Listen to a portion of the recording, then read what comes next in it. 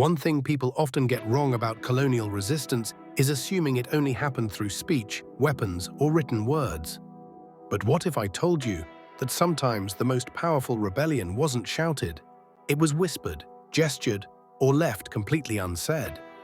In 16th century Mexico under Spanish rule, indigenous painters embedded secret messages into Christian murals, preserving ancestral knowledge in plain sight. Enslaved African griots in the Caribbean used improvised hand signals during dances that helped coordinate escapes and preserve unwritten histories. In Southeast Asian courts colonized by the Dutch, women passed down lineage stories not through books but through intricate weaving patterns. Was this cultural preservation or a means of survival hidden beneath empire's sensory radar? Across West Africa, facial scarification persisted as a visual language, becoming maps of identity when voices were silenced. Sami herders under Scandinavian assimilation rules shared songs without lyrics, their wordless joik chants echoing cultural memory while avoiding suppression.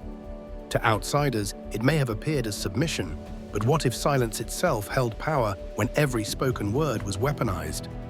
Can a glance carry defiance in the shadows of empire? Can a lullaby become an archive of lost histories?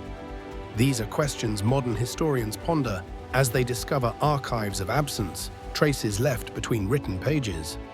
If trauma silences generations, could gestures transform into testimonies where voices cannot safely speak their truths? Even today, in refugee communities across Europe and North America, undocumented migrants secretly teach their children old games with new meanings.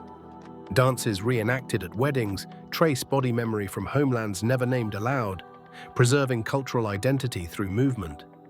What does all of this say about resilience and the kinds of histories we fail to record due to imperial formats? In schools, we often teach literacy as power. But what about those who resisted empires silently while skillfully creating their narratives? How many revolutions and stories have gone unnoticed simply because no one knew where to look for them? Can reclaiming these quiet forms of expression help us hear marginalized histories still resonating beneath the noise of modernity? So let us ask, not just whose story gets told, but whose silence has been speaking all along in these histories.